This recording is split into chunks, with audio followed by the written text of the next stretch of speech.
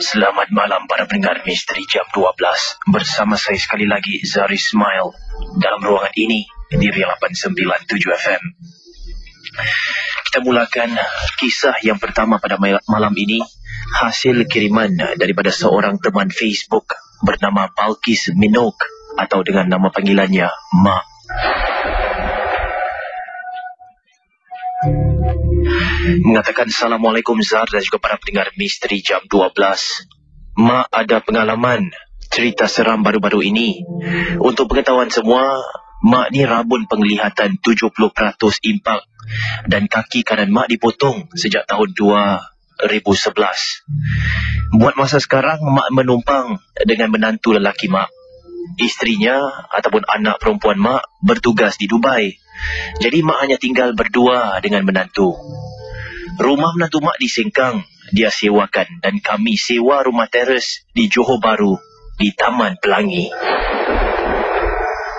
Begini ceritanya Zar. Setiap hari Mak ada pajak makan tengah hari dengan budak lelaki bernama Iwan. Beliau adalah seorang anak rakyat Indonesia yang menetap di kampung Tok Siak di JB.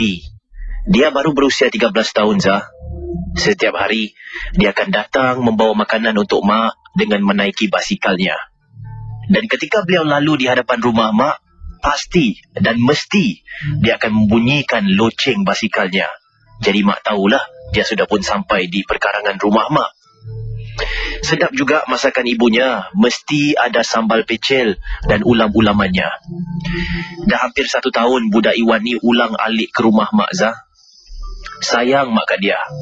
Selalu juga dia temankan Mak duduk berbual. Kadang-kadang dia minta izin. Nenek, boleh tak Iwan pinjam komputer nenek sebentar? Selalunya Mak izinkan Zah. Jadi sekurang-kurangnya Mak ada teman berbual sementara. Sementara menunggu menantu tidur di atas sebab dia kerja malam. Suatu hari pada bulan Disember tahun lepas, musim hujan kan Zah. Lepas hantarkan Mak makan, tak pernah-pernah Iwan mengucupi dahi Mak dan dia cakap, Nenek, kalau Iwan tak ada lagi, siapa yang akan hantarkan nenek makan ya? Kasihan nenek. Jadi Mak pun cakap, Alah Wan, nenek yang mati dulu agaknya Wan. Lepas ni Iwan nak main bola. Rakan-rakan dah tunggu ni. Yalah Wan, hati-hati cu. Dan itulah kata-kata terakhir Mak kepada Iwan Zah. Pada malam selepas solat Isyak, Mak dapat panggilan telefon daripada ibu Iwan menyatakan yang anak lelakinya satu-satunya meninggal dunia di tempat kejadian padang bola tersebut, disambar petir petang tadi Zah. Mak tak terkatalah apa-apa. Senyap seketika Mak nangis tak henti-henti terkenangkan tengah hari tadi. Nak tengok Mak sendirian di rumah. Nak jenguk menantu kerja malam Zah. Jadi Mak setakat baca ayat surah Yasin, Mak tertidur. Mak pasti Zah, ini yang berlaku pada Mak. Mak terjaga ketika terdengar bunyi loceng basikal Iwan berkali-kali. Mak bangun. Ini selepas solat Isyak Zah. Mak tak sedarlah berapa lama Mak tidur. Tapi bila Mak tengok kepada jam, Mak lihat di handphone sudah pun pada pukul 2.45 pagi Zah. Meremang Mak waktu itu Zah. Takutnya Mak Zah. Dan sorang-sorang di rumah, hanya di dapur, di bilik Mak, di bawah meja aja Mak nyalakan lampunya. Semasa Mak dalam ketakutan, sambil-sambil tu Mak bacakan Ayatul Kursi. Mak pasti sekali lagi mendengar suara Iwan yang sayu memanggil, Nenek. Oh Nenek, Iwan dah datang Nek.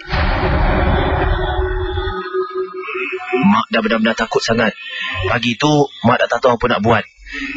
Namun begitu, ketika Mak bangun dan Mak sedarkan diri, Mak berada di Singapura, Hospital Kuting Puat selama 3 hari. Nampaknya pada tanggal 24 Disember 2012. Doktor cakap Mak diserang lemah jantung, lepas tu Mak pingsan. Dan untuk pengetahuan semua, menantu mak ambil cuti panjang untuk temankan mak di rumah. Dan inilah kisah mak Zah.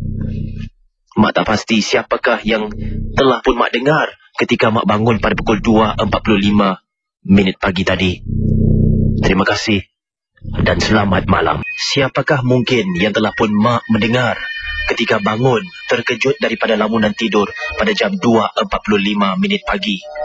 Beliau mendengar suara Iwan memanggilnya, mendengar bunyi loceng basikalnya, padahal pada hari itu telah pun diberikan panggilan memaklumkan bahawasanya Iwan telah pun meninggal dunia pada petang itu, disambar petir ketika bermain bola sepak di padang. Apakah komentar anda? Siapakah yang telah pun mak dengar? Kongsi bersama kami di ruangan komentar Facebook Ria 897 FM. Sebelum itu ingin mengucapkan salam takziah kepada Iwan sekeluarga atas mungkin kisah yang telah pun kita dengar awal tadi dikongsi oleh Balkis Minok ataupun dengan nama gelaran Mak, yang mana beliau ketika itu adalah pajak bersama budak ni yang berumur, tak silap saya, 13 tahun yang telah pun beliau katakan, dan menghantarkan makanan kepada beliau, seorang warga emas duduk di JB, dan ketika selalu menghantarkan makanan, satu hari ini meninggal dunia bermain bola sepak di sambar petir, dan pada malam itu dikunjungi dengan tidak semena-mena. Begitu juga hasil kiriman berbentuk komentar Facebook daripada Faizal Kecempreng mengatakan salam takziah dan Al-Fatihah untuk Iwan. Kita teruskan dengan kisah seterusnya. Para pendengar Misteri Jam 12 malaman, ketika saya berkongsi kisah, tak silap saya, daripada seorang pendengar bernama Nurul yang telah pun mengalami sesuatu ketika beliau bertugas di salah sebuah perpustakaan di Singapura. Dan sejurus selepas itu saya dihubungi melalui ruangan Facebook. Di private message saya, ada seorang ni yang menghantarkan kiriman berbentuk message. Beliau juga ingin berkongsi sebuah kisah yang tak sama, tapi beliau juga bekerja di salah sebuah perpustakaan di Singapura. Dan inilah kisahnya. Assalamualaikum warahmatullahi wabarakatuh. Waalaikumsalam. Selamat malam DJ Zah dan selamat menjalankan tugas. Di sini kalau boleh saya ingin Zar jangan sebutkan nama saya sebenar dan jangan maklumkan alamat email saya. Terima kasih, maklumlah. Sensitif. Panggil saja Nani sebagai nama samaran. Saya ni bekerja sebagai seorang security supervisor dan ditugaskan pergi buat cover kalau tak cukup orang, Zah. Demi tugas terpaksa buat slot untuk standby. Sebagai seorang pegawai keselamatan, kita ni diperlukan untuk buat clocking dan roving. Jadi dalam rangka itu saya perlulah jalan ke tempat demi tempat untuk pergi periksa apakah yang mungkin berlaku di sebalik tempat tersebut. Saya cuma sentuh satu pengalaman yang paling menyeramkan. Ini berlaku di perpustakaan. Maaf, saya diminta rahsiakan tempat ini.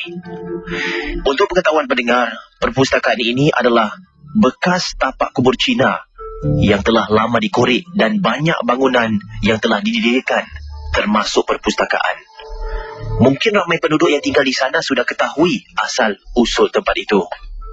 Dan kisah ini bermula dari hari pertama semasa bertugas di sana, Zah. Banyak cerita-cerita saya dah dengar, tapi saya tak ambil kisah.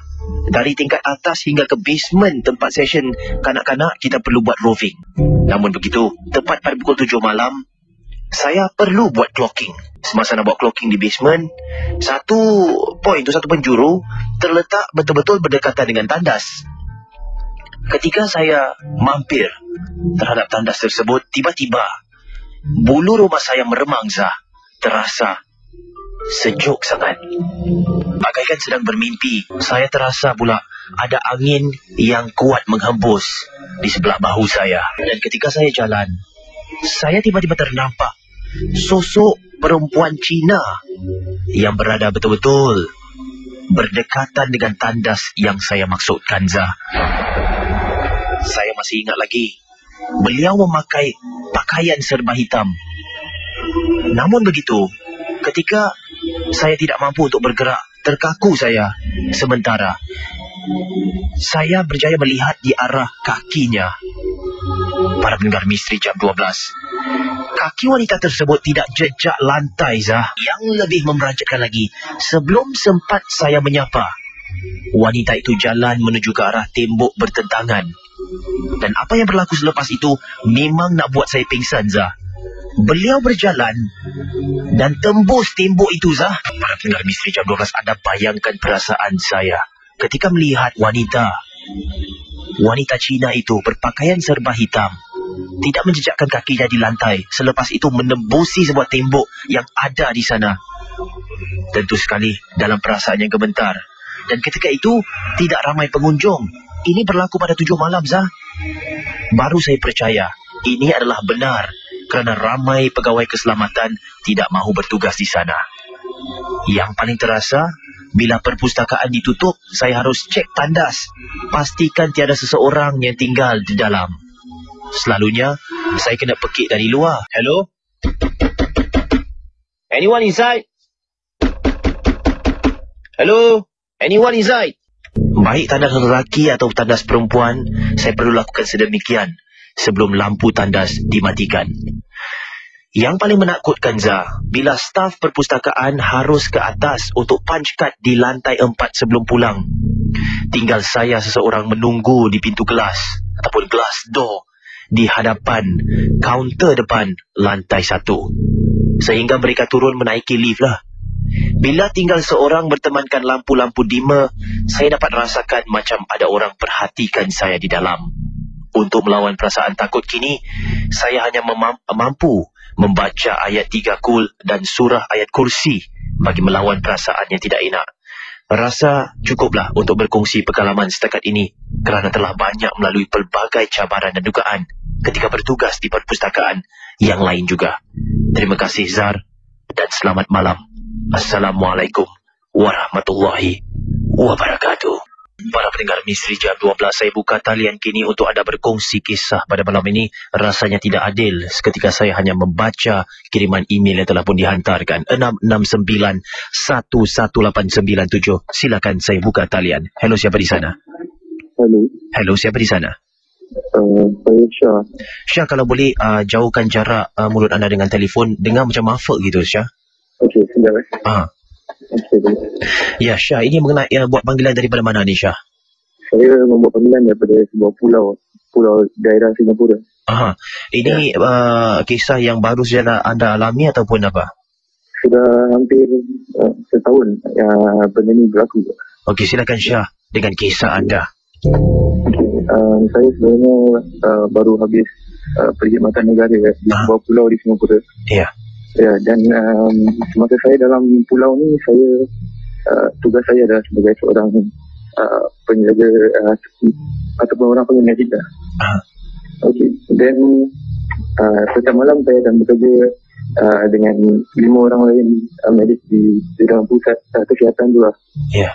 Jadi apa yang berlaku adalah apabila saya baru, tugas saya adalah untuk tidur di depan di kaunter. Ya. Bila orang lain semua tengah tidur di pulau tu. Jadi orang lain semua akan tidur di sebuah tempat ni yang dipanggil macam ward lah, kat dalam medical center tu lah. Ya. Jadi saya kat depan ni tidur seorang-seorang. Jadi satu malam ni saya terima panggilan dari sebuah unit yang ada dalam pulau tu.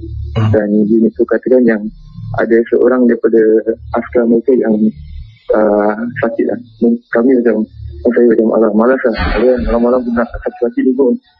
Dan tiba-tiba saya pun tidur balik lah. Lepas tu dikejutkan saya, dia tengah tidur je, dikejutkan. Dan dia punya orang atas dia cakap saya, Mary bangun, ada budak aku sakit lah, aku jalan dulu lah. Dan saya tengok dia, apa yang kita hantar terus jalan.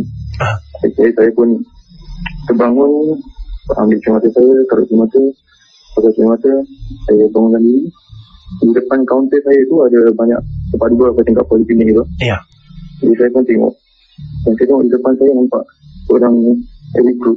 Kalau rekrut kan biasanya rambut ni kan botak kan.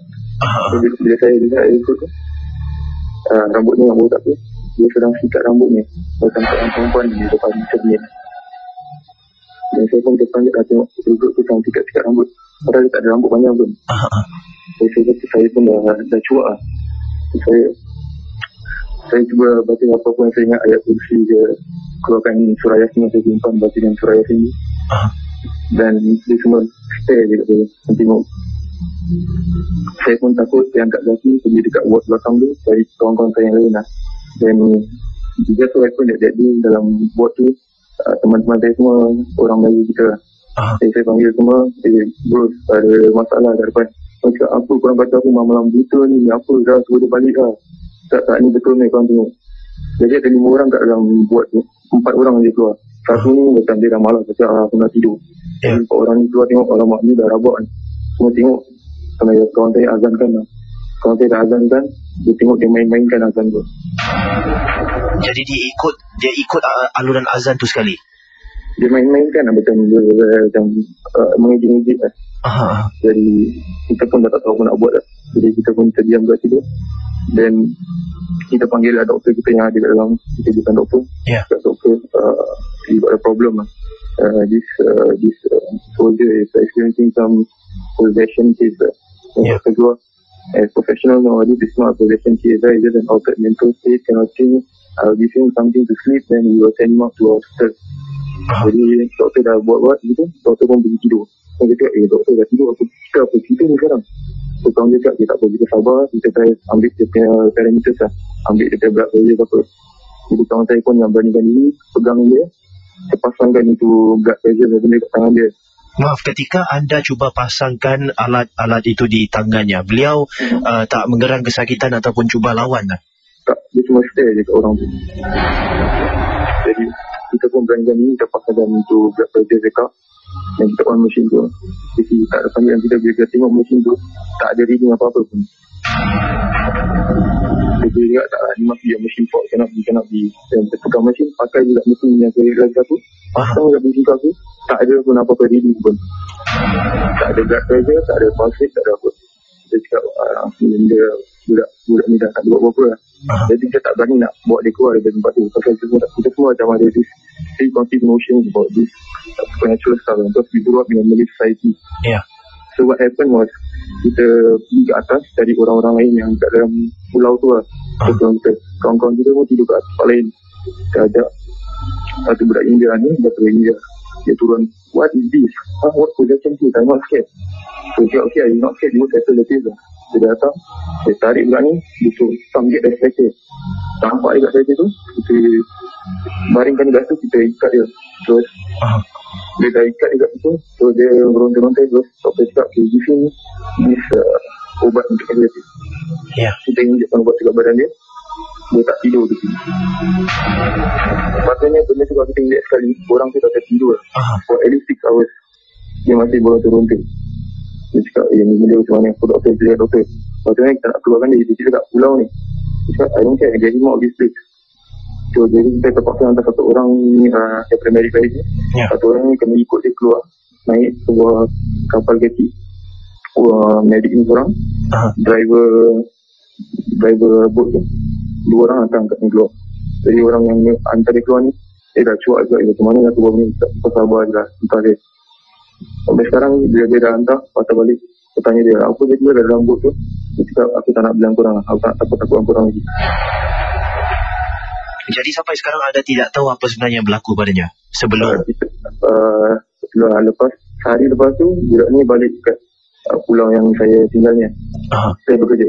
Dia balik ke pulau tu dan dia nampak dia balik pulau tu dengan dia punya orang atas dia bawa dia masuk. Orang atas dia pangkat tinggi lah. Bawa dia masuk, temankan dia.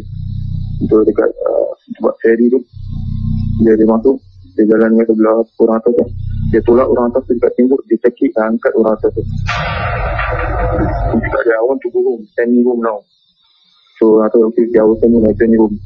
Saya dia orang, dia letak dia orang atas tu, dia start buka silat.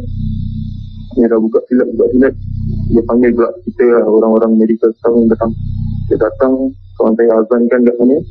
So, dia start redor sikit, dia duduk. So, kita hantar dia keluar pergi hospital ni.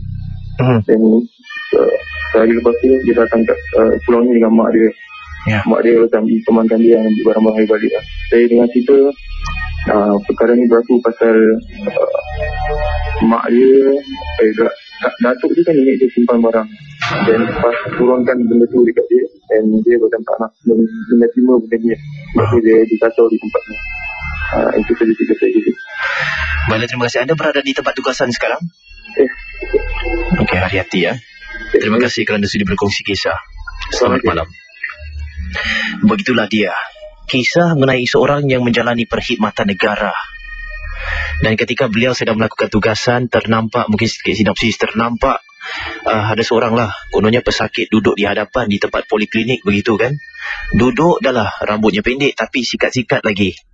Dan ketika cuba untuk mengubatinya, lantas tak ada BP, tak ada heart rate, tiada apa-apa. Ketika cuba mengenakan alat-alat untuk mengambil parameters beliau, apakah mungkin yang telah pun dialami oleh beliau? Komentar anda di ruangan Facebook Ria 897 FM kembali. Dan bersama dengan seorang teman di hujung talian. Hello, siapa di sana? Hello, tak. Ya, siapa di sana? Razi lah, bro. Oh, Razi. Apa khabar anda? Dah lama tak dengar suara? Aku nak tunggu talian ni. Aduh, punya susah. Memang susah nak tembus. Tapi mujur lah dapat tembus Ini kisah mengenai apa ni, Cik? Kalau selalu kau call ni mesti tak kosong-kosong cerita. Itulah, actually kisah ni pasal aku baru kenal last week lah, bro. Apa yang berlaku? Okay, apa ni, that time aku balik daripada appointment lah, from daripada kerja lah. Jadi aku pun on the way balik, selalu dapat cerita dekat Mercy Story kan. Kalau dalam pukul 1 lebih pagi gitu memang sunyi lah. Dekat Tampines lah, 374 lah. Okay. Jadi bila dapat kereta, aku dengar budak nangis. Ya. Budak nangis lah. So macam kalau kita dengar budak nangis biasa lah. Macam budak ni dekat rumah apa, tengah dia merakam apa kan. Ya. Dia ingatkan macam biasa lah. Jadi pun aku pun jalan lah. Jalan on the way, dah turun sampai dah turun dekat satu. Terus cross over the road, di blok lah. Jadi bila dah sampai bawah blok, yang tempat yang kita lepak tu, aku masih tengok budak tu nangis tau. So feeling macam dah tak sedap lah. Tapi it's okay, macam biasa. Jadi bila sampai dekat lift, suara budak tu nangis makin kuat tau. Macam dekat dengan aku lah. Jadi aku pun macam, ini budak ni mana datang ni suara kan. Pasal kalau dekat rumah mesti jauh apa. Kalau dekat dua pun tak berapa dekat. Tapi ni budak ni punya nangis suara dia macam tu kat belakang aku lah. Jadi aku macam dah tak sedap lah. Jadi aku macam tergerak hati nak check lah mana suara ni datang lah. So dekat lift, belakang ni tangga kan, belakang tangga. Okay, sebelah letterbox lah. Jadi aku pun jalan dekat letterbox sana. Bila aku tengok dekat tangga, aku betul nampak satu budak. Okay. Budak ni, dia tengah menyangkung. Tengah facing away from me tau. Okay, dia tengah facing atas lah. Menyangkung facing atas, habis dua tangan dia tengah tutup muka dia gitu lah. Tapi aku nampak dia daripada bawah, aku nampak dia daripada belakang lah. Jadi saya recap sekali lagi. Anda melihat seorang budak tu sedang menyangkung. Budak ni dalam lingkungan umur berapa? Macam toddler lah. Kira macam umur 3-4 tahun gitu lah. Jadi dia menyangkung, dia tengok ke atas, lepas tu dia tutup mukanya. Dia macam berpakaian ataupun tidak? Apa dia? Dia berpakaian atau berserat lampin saja? Okay. Dia macam pakai lampin putih, habis dengan macam baju singlet putih macam itu. Ya, teruskan. Okay. Jadi aku pun macam, budak ni sesat ke apa ni? Habis dia punya meraung kuat tau. Ya. Kuat tau meraung dia. Jadi aku pun macam tak senang hati. Kan dia cuma dalam 3 tingkat ke bawah lah. Daripada bawah kan, 3 tingkat ke atas. Jadi aku pergilah approach budak tu, pergi kat budak tu, dan pegang bahu dia. Tanya, Dek, apa ni, adik sesat ke? Hilang mak, adik tinggal mana? Kali budak tu pun pusing. Jadi bila dia pusing, muka dia macam lain macam sikit lah. Pasal mata dia mata macam biasa lah. Muka tak macam muka hodoh ke apa lah. Tapi mata dia dekat tau. Dua-dua mata dia dekat. Mata dia bulat besar lah. Habis dengan dia punya mata hitam dia kat dalam tu pun besar juga. Hidung dia pointed, macam hidung tajam kecil tu. Jadi bila aku tanya dia, adik, apa dia buat kat sini? Kenapa nangis macam ni? Adik sesat ke, hilang ke? So dia senyum. Yang buat aku badis lah, bila dia tersenyum sampai kat telinga. Senyuman dia sampai ke telinga? Sampai kat telinga. Aku terus macam, macam Astagfirullahaladzim. Terus aku terus lari lah. Macam nak mampu, takkan nak naik tangga kan. Nak tunggu lift pun tak boleh lah. Tapi lari aku terus naik tangga lain lah. Tapi aku tak rasa bila aku tanya orang yang pakar aku nampak budak kecil ni, orang yang pakar tu cakap kemungkinan lah, tapi tak betul-betul ke tak. Kemungkinan yang aku nampak tu mungkin anak jin lah. Anak jin. Wah. Ini di tempat tinggal anda sendiri, Zee?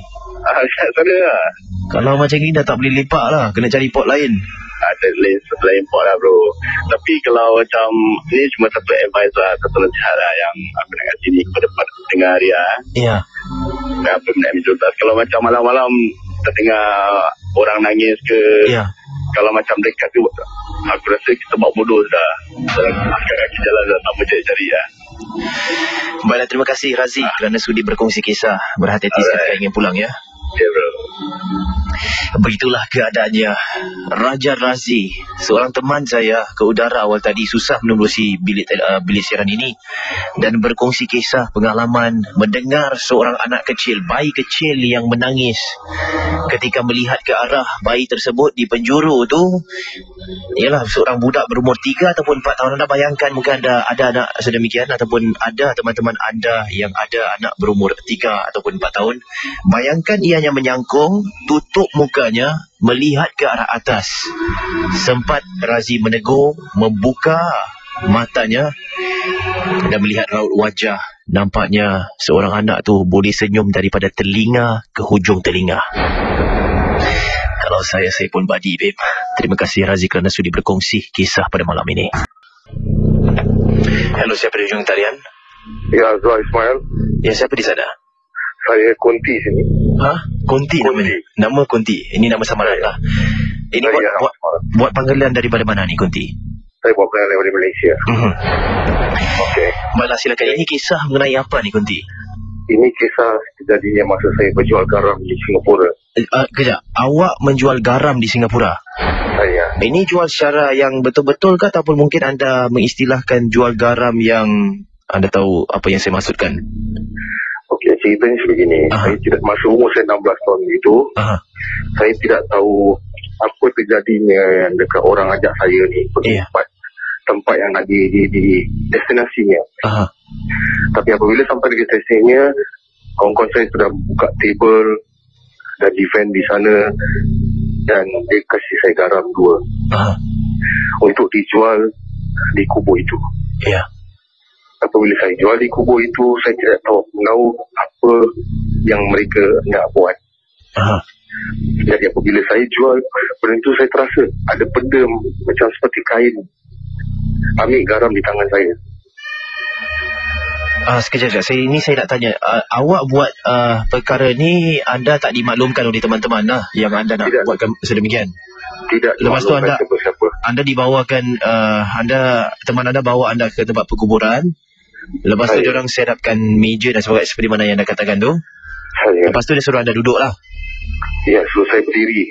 Suruh menyebut dan sebut kata garam. Jadi garam tu diletakkan di mana sebenarnya? Di tapak tangan saya. Di tapak tangan? Ya, di 2 belah tapak tangan saya. Ini garam ditaburkan di tangan ataupun diletakkan dalam kantung plastik bagaimana? Tidak, di dalam kantung yang menjual nasi ayam plastik cili itu. Letak di situ. Apabila saya tidak tahu dia kata disebutkan garam dia. Tapi kes ini dia cerita benar-benar berlaku atas diri saya. Ya. Kerana apabila saya jual itu, kita tidak boleh buka mata. Kita hanya boleh tutup mata. Ya. Hanya orang yang berani saja berani buka mata. Tapi apabila kita sudah buka mata, tak tahu apa akan jadi pada diri kita. Ya. Jadi anda ni buka mata atau tutup ketika menjualnya? Saya tutup mata. Lepas apa yang terjadi? Apa yang saya rasa, saya ternampak ada rasa macam kain gitu. Ambil garam itu di tapak tangan saya. Nampak saya sedar apa pun. Dan itu saja yang berlaku? Ya. Ya, jadi apabila begitu jadi ni saya rasa macam sekuat aurah datang ke tubuh badan saya. Tapi saya tidak buka mata. Jadi berit-berit itu telah dimasukkan ke dalam buku. yang mana mereka kata boleh membuat senang ke apa, tapi tidak boleh belanja siapa-siapa duit itu. Duit itu tidak boleh kasih kepada family, tidak boleh kasih kepada siapa-siapa saja, hanya boleh simpan. Sampai hari ini orang yang membawa saya ke sana tidak kasih tahu saya kenapa dia mau duit sedemikian. Jadi sebenarnya apa matlamat untuk menjual garam tu kalau duit tu sendiri tidak boleh digunakan untuk apa-apa pun? Sampai hari ini Zah, umur saya sudah meningkat ke 32 tahun. Mereka tidak kasih tahu saya apa-apa sekalipun. Baiklah, terima kasih kerana sudi berkongsi kisah pada malam ini. Terima kasih Zah. Sama-sama. Wah, ini berani mati ni. Menjual garam di tempat perkuburan. Tentu sekali sebuah aktiviti yang tak dianjurkan untuk anda lakukan. Suatu seperti itu saya pernah mendengar antara teman-teman dahulunya di Perkhidmatan Negara berkongsi bersama saya tentang kisah sedemikian. Tapi dilakukan dengan cara yang berbeza. Dan mungkin saya akan kongsi kisah ini selepas pesanan ini. Jangan ke mana-mana. Para pendengar Misteri Jam 12, ada juga yang kata di sini awal tadi mendengar sebuah kisah daripada seorang pendengar yang berikan nama gelarannya sebagai Konti. Terkejut saya sekejap bila dengar bila dengar istilah tu. Kalau boleh nak berikan nama gelaran tu, biarlah yang sesuai dengan mood pada malam ini ya. Kalau boleh saya nak kekalkan mood seram pada malam ini. Dengar Konti nak tergelak pun ada. Dan ini pula hasil kiriman daripada Black Thunder Indra, mengatakan cerita yang telah pun saya dengar tadi, menurut ialah panggilan daripada Raja Razi, suara tangisan bayi tadi sebenarnya Zah baru saja saya alami pada malam Senin. Dan adakah di antara anda yang juga mengalami pengalaman yang serupa, boleh berkongsi bersama kami semua di sini di ruangan Facebook Ria 897 FM. Malam awal tadi berjanji ingin berkongsi sebuah kisah tentang menjual garam. Ini adalah sebuah kisah yang saya dengar sendiri oleh seorang teman yang sama perkhidmatan negaranya dengan saya ketika itu. Saya rasa tak perlulah saya bilang. Kisahnya begini, beliau sebenarnya ingin mencari kekayaan dengan cara yang senang lah. Dan menurut pakar-pakar pengamat ilmu hitam ni, dengan cara tersenang untuk menjadi kaya adalah dengan menjual garam di tanah perkuburan. Tentu sekali ini sebuah perkara yang ingin saya elakkan, sebuah perkara yang syirik sekali dan jangan amalkan. Tapi ini sekadar saya kongsi ialah buat ikhtiar dan iktibar kita semua di sini. Nak berbual pun saya tak betul sebab saya dengar betul-betul seram ni.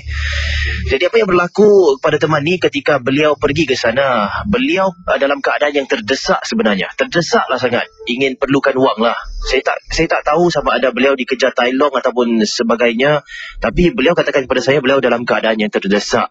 Dan beliau belajar perkara ini oleh seorang lagi teman yang mengajar beliau bagaimana untuk menjadi kaya dengan sekelip mata. Jadi apa yang beliau lakukan adalah beliau membawa sekantung garam dalam beg plastik. Beliau pergi di sana dan membuka kapet bersebelahan dengan sebuah pokok yang besar di tanah perkuburan di sana. Dan selepas membentangkan kapet, beliau duduk menghala ke arah pokok tersebut dan mengambil garam yang berada dalam beg plastik, digenggamnya di dalam tangan dan letakkannya di belakang. Anda bayangkan dan lihat telapak tangan anda, dalamnya ada garam, anda genggam, anda letakkan di sebelah belakang, seolah-olah dalam keadaan senang diri. Tapi sedang duduk tu, menghadap ke arah pokok tersebut. Dan beliau tunggulah. Beliau tunggu dan selepas tangannya di belakang, beliau membuka telapak tangan dengan perlahan-lahan. Dan seperti mana yang dikongsi oleh Konti awal tadi, beliau pun memanggillah garam, garam. Garam, garam. Garam, garam. Siapa nak beli garam? Dan ketika beliau melakukan perkara tersebut, pada mulanya tiada sesiapa yang menyentuh garamnya. Namun begitu, setelah kurang lebih beliau rasakan 1 ataupun 2 jam, beliau terasakan sesuatu di tangannya, iaitu seperti satu lagi tangan yang mengambil garam tersebut daripada telapak tangannya. Anda bayangkan, anda buka tangan anda, telapak tangan anda, dan gunakan telapak tangan yang lagi satu untuk cuba menggenggam sesuatu di telapak tangan yang terbuka. Itulah perasaan yang telah pun dialami oleh teman saya ini. Dan ini berlaku dengan cepat, dengan lincah. Seketika dia ambil garam tersebut, diletakkannya wang di atas. Wang yang sudah pun dikual-kual, sudah pun dilipat, diletakkan di atas telapak tangan beliau.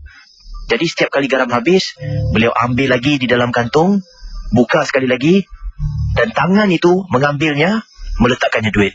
Dan duit itu beliau letakkan di dalam beg plastik. Peristiwa tersebut berlaku dengan begitu cepat. Namun begitu, ada sesuatu yang berlaku yang membuat teman saya berhenti menjual garam. Para pendengar Misteri Jam 12, ketika asyik merasakan tangan mengambil genggaman garam tersebut daripada telapak tangan, tiba-tiba beliau terasa jilatan seperti lidah menjilat ke arah telapak tangannya. Inilah yang beliau rasakan. Bayangkan telapak tangan anda terbuka di sebelah belakang. Anda rasakan jilatan di telapak tangan, seolah-olah menjilat garam itu daripada telapak tangannya. Dan ketika beliau merasakan perkara tersebut, beliau kaku dan terus pingsan di tempat tanah perkuburan. Para pendengar Misteri Jam 12, pada paginya ketika beliau bangun, melihat ke arah kantung beg plastiknya, bukan ada duit kat dalam, tapi hanya daun-daun yang ada di dalam. Dan inilah kisah yang telah dikongsi oleh teman saya di Perkhidmatan Negara. Jadi kalau boleh, janganlah lakukan perkara sedemikian. Memang menghantar nyawa. Kalau sekiranya ada masalah keuangan, ini bukanlah cara untuk menyelesaikannya. Terima kasih kerana mendengar. Para pendengar Misteri Jam 12, kita merantau pada malam ini. Awal tadi cerita dari Singapura, selepas itu ke Malaysia. Kini saya sertakan sebuah cerita yang saya dapat hasil kiriman email daripada Brunei Darussalam. Dan tajuk email ini diberikan nama Dendam Orang Halus. Dikirimkan oleh seorang pendengar yang bernama Najib. Mengatakan, Assalamualaikum Zar. Waalaikumsalam. Nama saya Najib. Saya pendengar dari Brunei Darussalam, adalah peminat setia rancangan Misteri Jam 12 dari Brunei. Dan saya mula mendengar rancangan ini sejak tahun 2012. Saya ada kisah yang cukup menyeramkan. Kisah ini berlaku, terjadi pada saya dan sepupu saya sendiri. Kisah berlaku pada tahun lepas. Maaf, 2 tahun yang lalu, 2012. Dan untuk pengetahuan semua, apabila saya baru saja menerima panggilan telefon bahawa nenek saya sedang dalam keadaan sakit. Kakinya terjatuh dari tangga, lalu dibawa ke hospital di Brunei. Apalagi saya dan sepupu bergegas untuk pergi ke sana pada malam itu. Dan kalau Zah dan para pendengar 897 FM ingin tahu, rumah sepupu saya ni berada di sebuah pertempatan yang diberikan nama Kuala Belait. Zah, saya tak mahu sebutkan hospital mana tempat nenek saya berada. Kalau ingin tahu, perjalanan dari rumah sepupu saya ke bandar agak jauh juga. Saya dan sepupu bertolak dari rumahnya kira-kira dalam pukul 12.30 malam. Dan ini bermakna sudah larut malam, Zah. Keadaan anda bayangkan dalam Brunei itu, bila dah menjangkau lebih daripada 10 malam, keadaan sekeliling memanglah sunyi. Perjalanan pula agak jauh dan panjang. Dan sedang saya dan sepupu berbual-bual, tiba-tiba saya macam terlanggar sesuatu benda putih. Kereta yang saya pandu ni seolah-olah terlanggarlah sesuatu benda yang putih. Saya dapat nampak, tapi cuma sekilas saja. Tak pasti apa yang telah pun saya langgar. Saya dan sepupu taklah fikir panjang tentang perkara yang bukan-bukan. Namun begitu, beberapa saat baru saya teringat, Zah, tempat yang kami lalu adalah tempat yang diberikan nama Pasir Putih. Dan kata orang-orang tua, mereka cakap di sinilah tempat banyak terjadinya perkara-perkara misteri yang keras, yang cukup menyeramkan. Saya pernah juga mendengar ada orang terserempak dengan orang yang tidak berkepala semasa menunggang basikal di tengah malam. Dan ada juga bercerita pernah ternampak terserempak dengan orang-orang yang sedang mengangkat keranda di tengah malam. Namun begitu, semua kisah-kisah telah saya dengar, saya letakkan di belakang kepala. Apabila sampai di hospital, saya dan sepupu terus letak kereta di tempat parking kereta, meluru ke ward nenek saya. Zar, ramai juga yang berkumpul di ward berkenaan. Dan selepas hampir setengah jam kami melawat nenek saya untuk keluar dari ward tu, nak bawa pulang lah untuk ke rumah, tiba-tiba nenek saya berbisik pada saya. Dia cakap, Jip, nenek rasa tak sedap hatilah. Macam ada sesuatu yang nak ikut kamu berdua malam ni. Saya menjawab, apa benda yang Nek maksudkan ni? Nek jangan tahu-tahuan kita lah. Pesan nenek saya. Susah nenek nak terangkan. Tapi jangan lupa, kamu mesti baca ayat-ayat suci Al-Quran. Pada waktu itu jam sudah menunjukkan pada pukul 2 pagi, Zah. Saya dan sepupu memberitahu pada Nek, Nek lihat kami berdua nak pulang dulu. Kata nenek saya, Bah, jalan tu baik-baik di kawasan Pasir Putih tu nanti. Saya dan sepupu tercengang dan terkejut, Zah. Kami pun tak memikirkan sangat apa yang dikatakan oleh nenek tadi.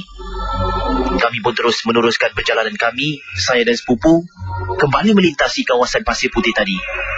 Namun begitu, Zah, ketika sedang melintasi kawasan Pasir Putih dalam kenderaan, tiba-tiba kita terlihat ada seorang nenek tua sedang berjalan kaki.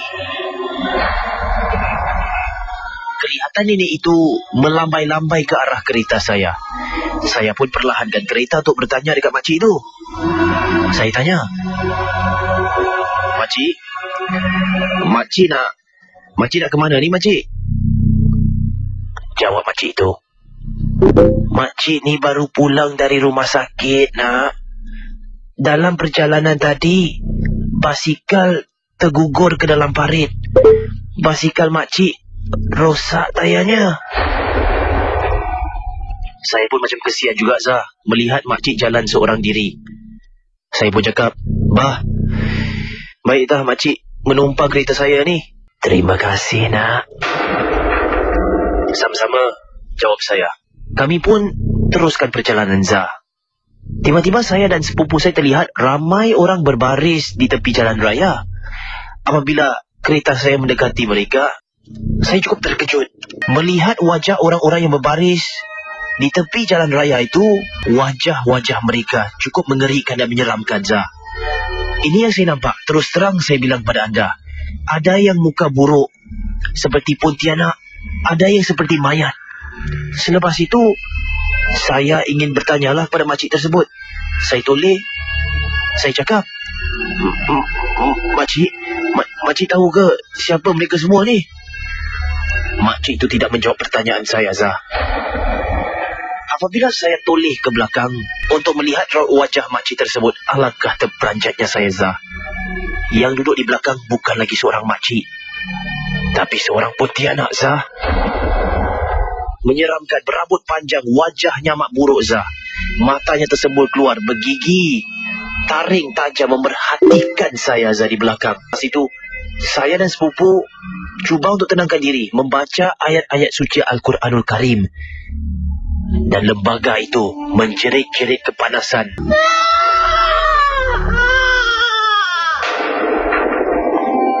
Terus menghilang, Zah. Dan itulah kisah saya. Mohon maaf kalau kisah ini terlalu panjang untuk saya berkongsi sama. Tapi inilah hakikatnya telah pun saya alami. Cerita daripada saya sendiri. Najib berasal dari Brunei Darussalam. Sekian. Selamat malam. Kembali di Misteri Jam 12 bersama dengan saya, Zahri Ismail. Kita teruskan dengan kisah seterusnya. Datangnya daripada seorang pendengar yang bernama Anwar dari Johor Bahru. Ada sebuah kisah misteri yang ingin dikongsi pada pendengar Misteri Jam 12 pada malam ini. Berlaku di tempat kerja lebih kurang 20 tahun yang lalu. Dan untuk pengetahuan anda, Zar, saya ni masih bujang. Tinggal bersama 2 orang lagi, rakan baik dan bekerja di tempat yang sama. Dan pada hari kejadian, kami bertiga bekerja shift malam. Dan pada malam itu, kawan saya yang bernama Haikal mahu pergilah mengambil gajinya dan membayar hutangnya kepada kami berdua.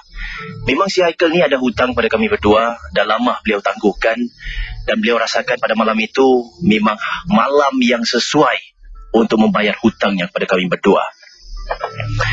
Dan untuk pengetahuan anda, Zah, si Haikal ni memang boros. Duitnya tak pernah cukup.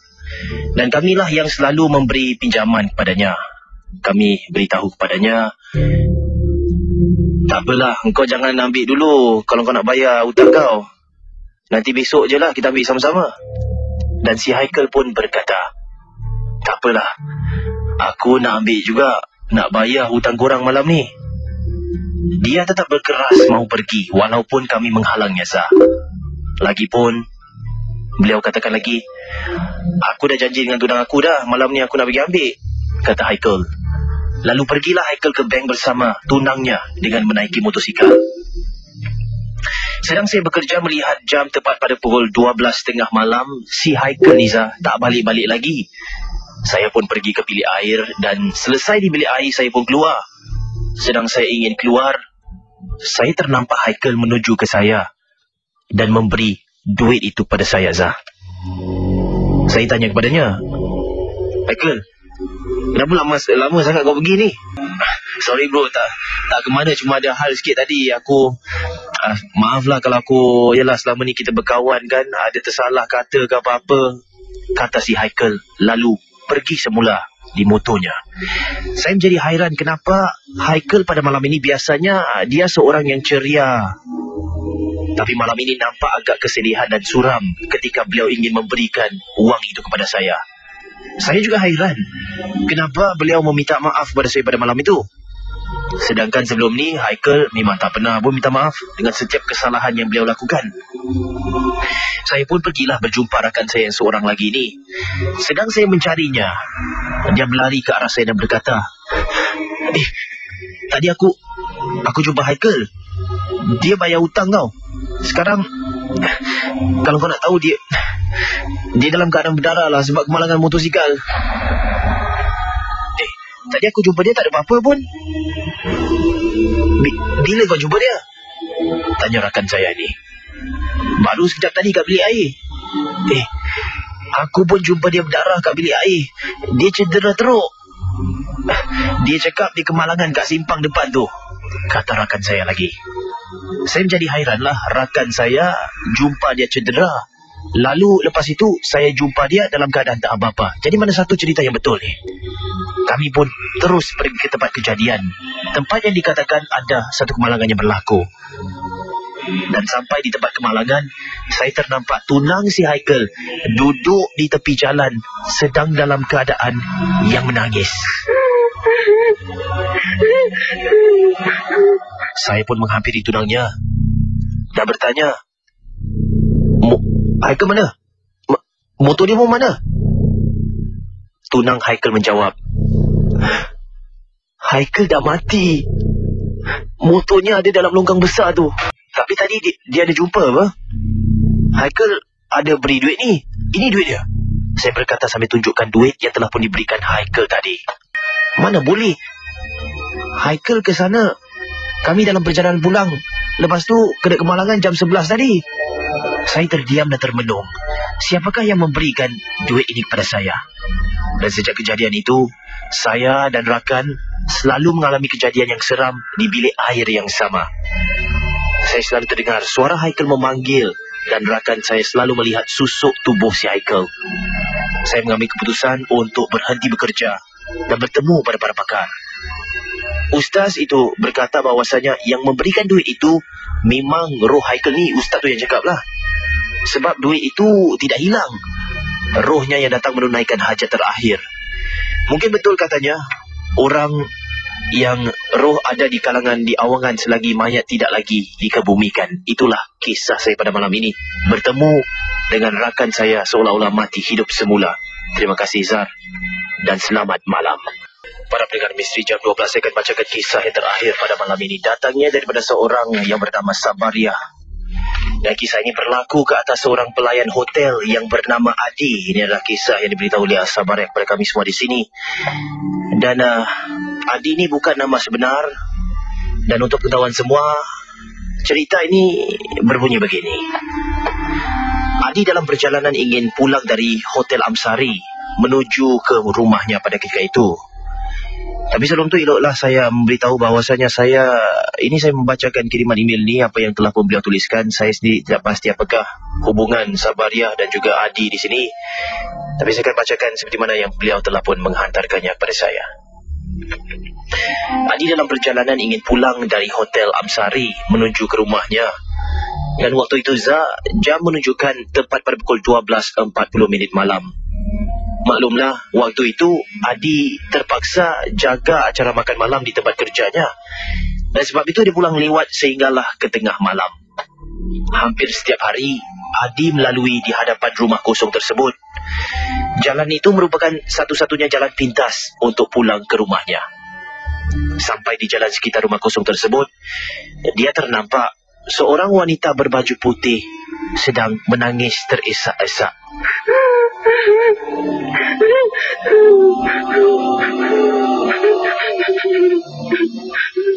Lantas Adi memberhentikan keretanya dan bertanyakanlah ke arah wanita tersebut kenapa dia nangis terisak-isak pada malam begini.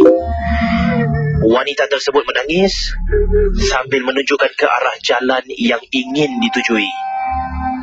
Adi pada ketika itu tak curiga apa-apa lah. Dan tanpa merasakan was-was, Adi pun menumpangkan wanita berkenaan. Namun begitu, wanita tersebut menyuruh Adi agar tidak memandu terlalu laju. Biarlah dengan membawa perlahan saja, katanya.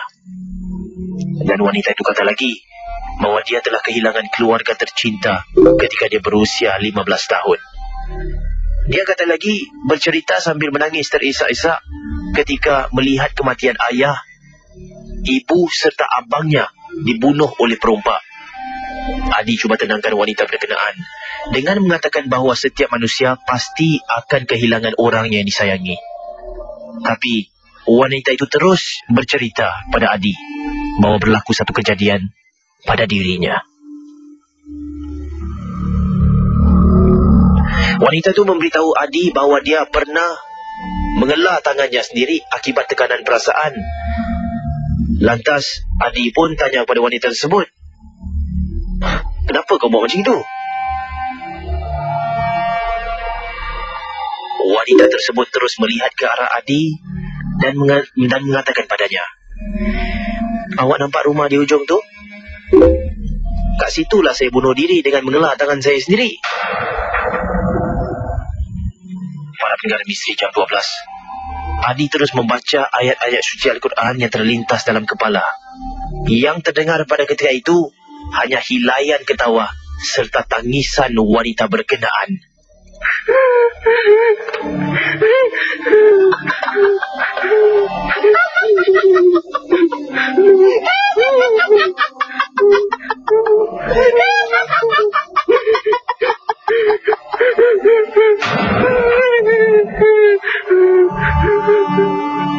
Dan dengan begitu saja, tiba-tiba wanita tersebut hilang. Adi cepat-cepat memecut keretanya yang dipandu tanpa menoleh ke belakang. Sampai saja ke rumah, dia menceritakan segalanya kepada atuknya yang tinggal bersamanya. Atuk yang berusia 77 tahun itu hanya tersenyum ketika kejadian sebegini sering berlaku di kawasan itu. Ini yang kata atuk. Dan semenjak itu, Adi jarang pulang lewat ke rumah dan tidak pernah melalui jalan pintas tersebut. Sehingga kini, rumah itu masih lagi kosong, dibiarkan begitu saja tanpa berpenghuni. Macam-macam yang telah pun berlaku. Tapi dengan keadaan rumah itu, saya pun tak pasti berapa banyak lagi yang bakal berlaku. Cuma mereka-mereka yang tahu saja yang dapat berkongsi bersama anda. Misteri tetap menjadi misteri. Inilah hasil kiriman daripada Sabaria Abdullah pada malam ini. Terima kasih kerana sudi membacakannya. Terima kasih kepada anda yang sudi berkongsi kisah pada malam ini, baik menerusi ruangan telefon ataupun secara bertulis di alamatnya misterijam12@gmail.com. Inilah saja yang saya ada, alamat ini saja. Alamat rasmi perlu bertanyakan kepada Casey sendiri, apakah mungkin alamat email yang akan beliau bacakan kisah-kisah telah pun anda hantarkan di 897 FM. Saya tinggalkan anda dengan sebuah lagu daripada Awi Wings, dirangkum dalam almari di 897 FM. Kita jumpa lagi pada esok. Dikabarkan Casey masih lagi MC pada malam keesokan harinya.